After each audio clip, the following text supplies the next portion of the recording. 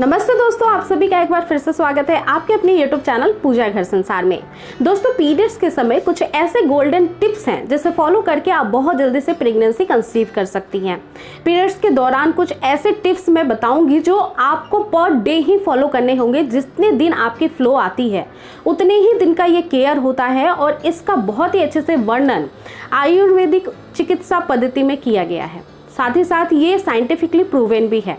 तो कौन कौन सी टिप्स आपको फॉलो करनी है आप फटाफट से इस वीडियो में जान लीजिए।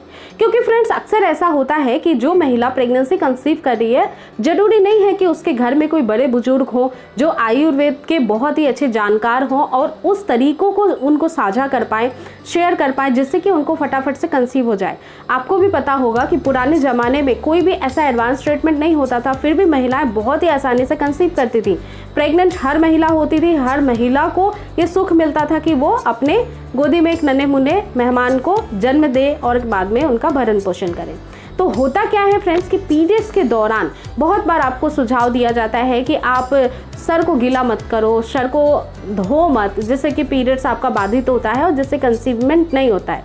लेकिन इसके अलावा भी कुछ बातें हैं जो आपको ज़रूर जान लेना चाहिए।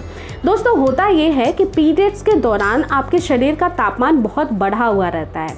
ऐसी कंडीशन में हम कुछ भी गर्म तासीर की चीज़ें अगर खा लेते हैं तो भी इससे पीरियड्स आपका बाधित होता है। कैसे?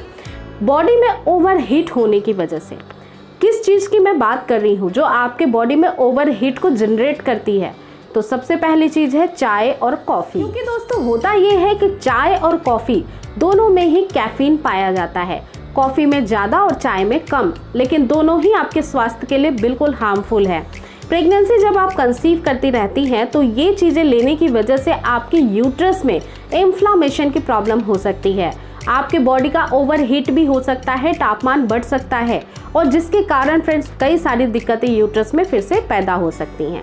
आपके हार्मोन्स की जो फ्लैक्चुएशन होती है वो ओवर हीट की वजह से हो सकती है और साथ ही साथ आपके जो ब्रेस्ट होते हैं वो निपल में काफ़ी ज़्यादा आपको टेंडरनेस की भी प्रॉब्लम हो सकती है। और ये सारी चीज़ें क्यों होगी? क्योंकि आपने कैफीन लिया है पीरियड्स के दौरान।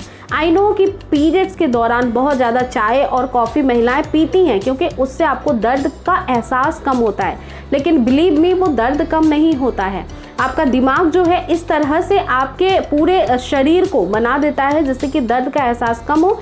जैसे कि हम मेडिसिन लेते हैं तो दर्द रुक जाती है ना, तो उसी तरह से ये चाय और कॉफ़ी भी बाधा पहुंचाता है हमारे पीरियड्स को। इस वजह से आप इस दौरान किसी भी तरीके का कोई भी चाय या कॉफ़ी मत पीजिए।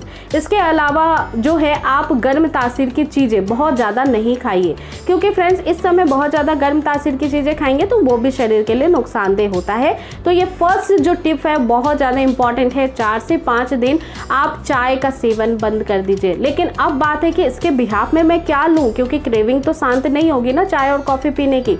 तो उसके बिहाफ में आप ग्रीन टी लीजिए। जो प्राकृतिक होती हैं, जो लीफ ग्रीन टी होती हैं वो बहुत ज़्यादा अच्छी होती हैं, शरीर को डिटॉक्स करती हैं, साथ ही साथ फ्रेंड्स एंटीऑक्सीडेंट से भरी हुई होती हैं। तो ये शरीर की गंदगी को साफ करने के लिए बहुत बेहतरीन उपाय है। ग्रीन टी दिन में 2 बार ले सकते हैं फ्रेंड्स, और ये आफ्टर मील आपको खाने के 30 मिनट्स के बाद लेना चाहिए। अब देखिए इसके बाद दूसरा टिप्स कौन सा फॉलो करना है। जब आपको पीरियड्स होते हैं चटपटा खाने का बहुत मन करता है, पता नहीं क्यों ऐसा क्यों होता है। हार्मोनल चेंजेस की वजह से ऐसा होता है कि आपको फूड क्रेविंग बढ़ती है उस समय। तो आप या तो नमकीन ज़्यादा, सॉल्टी ज़्यादा खाने लगती हैं, या फिर चाट वगैरह बहुत ज़्यादा पसंद करती हैं, तीखा खाना पसंद करती हैं। तो ये भी आपको नहीं करना है। बहुत ज़्यादा सॉल्ट नहीं लेना है। बहुत ज़्यादा सॉल्ट ऐसे भी नहीं लेना चाहिए क्योंकि ये बीपी की फ्लैक्चुएशन को बढ़ा देती है।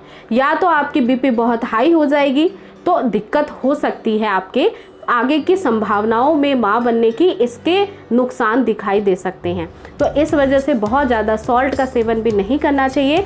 इससे भी बॉडी में इन्फ्लामेशन बढ़ता है फ्रेंड्स, और इससे कॉन्स्टिपेशन में दिक्कत आ सकती है। यानी कि दोस्तों, बहुत ज़्यादा सॉल्ट लेने की वजह से ब्लोटिंग की प्रॉब्लम भी आपको हो सकती है। इसके अलावा दोस्तों, तीसरा काम आपको कौन सा नहीं करना चाहिए। देखिए फ्रेंड्स, पीरियड्स के दौरान एक बहुत ज़्यादा कॉमन प्रॉब्लम ये होती है कि महिलाओं का जो डाइट होता है वो बैलेंस्ड बिल्कुल नहीं होता है। कई बार कुछ महिलाएं खाना ही नहीं खाती हैं, पेट में दर्द हो रहा है, क्रैम्प्स हो रहे हैं, खाना अवॉइड कर रही हैं। बट यही वो समय होता है जिस दिन से आपके शरीर के अंदर एक अंडा बनना शुरू होता है और उसके फॉलिकुलर मैच्योर पूरे 14 दिन में होते हैं। तो उसकी शुरुआत जर्नी कब से होती है? डे 1 पीरियड से ही होने लगती है। तभी तो वो अंडा अगले 14 दिन में पकेगा और बाहर आएगा, तभी तो प्रेग्नेंट आप बनेंगी। और ये जो पीरियड्स में अंडा फूटा हुआ बाहर आ रहा है वो लास्ट पीरियड जो आपका एक बना था उसका है, क्योंकि उस समय आपका एक फर्टिलाइज नहीं हुआ। तो इसलिए डे 1 से ही अपनी केयर करना बहुत इंपॉर्टेंट है। खाने को टाइम पे लेना बहुत ज़्यादा ज़रूरी है, बैलेंस डाइट लेना ज़रूरी है, प्रोटीन्स लेना बहुत ज़रूरी है, दूध पीना ज़रूरी है आपके लिए, दूध से बनी हुई चीज़ों का सेवन करना जरूरी है, उबले हुए अंडे खाना जरूरी है। साथ ही साथ फ्रेंड्स, जैसे कि आपके थाली में सैलड होना चाहिए, फ्रूट होना चाहिए, अनाज होने चाहिए, सब्जियां होनी चाहिए, ये बहुत ज़्यादा ज़रूरी है। तो इसका मतलब ये है कि आपका डाइट बिल्कुल कंट्रोल्ड होना चाहिए, बैलेंस होना चाहिए, जिससे कि न्यूट्रिशन की कमी ना हो।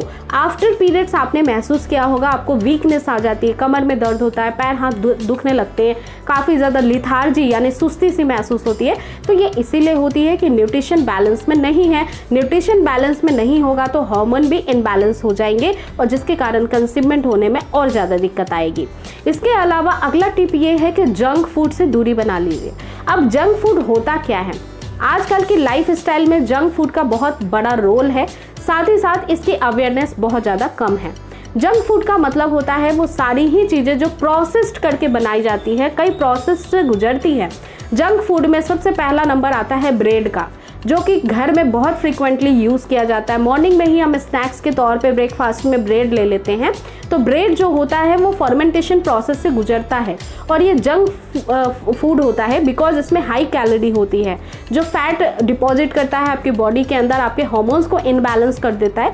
तो जंक फूड से दूरी रखिए, जैसे कि कुकीज़ मत खाइए, बिस्किट्स मत खाइए जो मैदे से बनी होती हैं, ब्रेड्स का सेवन मत करिए जो मैदे से बनी होती हैं। बाहर कोई भी खाना खा रहे हैं उसमें बहुत एक्सेस ऑयल होता है, वो भी आपको नहीं लेना चाहिए। पिज़्ज़ा, पास्ता, बर्गर, जितनी भी चीज़ें होती हैं ये सब मैदे से बनी होती हैं।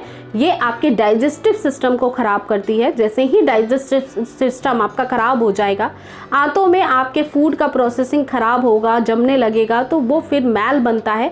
बाद में फिर आपके पेट से संबंधित समस्याएं जड़ से पैदा होती है और जिसके साथ ही जो आपकी रिप्रोडक्टिव ऑर्गन्स होती हैं वो लगी होती हैं आपके स्टमक के अंदर ही, वो भी प्रभावित होती हैं। तो आपको आपका बैलेंस डाइट लेना बहुत इंपॉर्टेंट है, चाहे आप एडवांस ट्रीटमेंट की तरफ मूव करें या फिर नेचुरल कंसेप्शन के लिए अप्लाई करें। आपको दोनों ही कंडीशंस में ये सारी ही चीज़ें फुलफिल करनी ही पड़ेगी फ्रेंड्स। आप चाहती हैं ना कि आप एक अच्छे स्वस्थ बच्चे की माँ बने, तो आपको स्वस्थ रहना बहुत इंपॉर्टेंट है।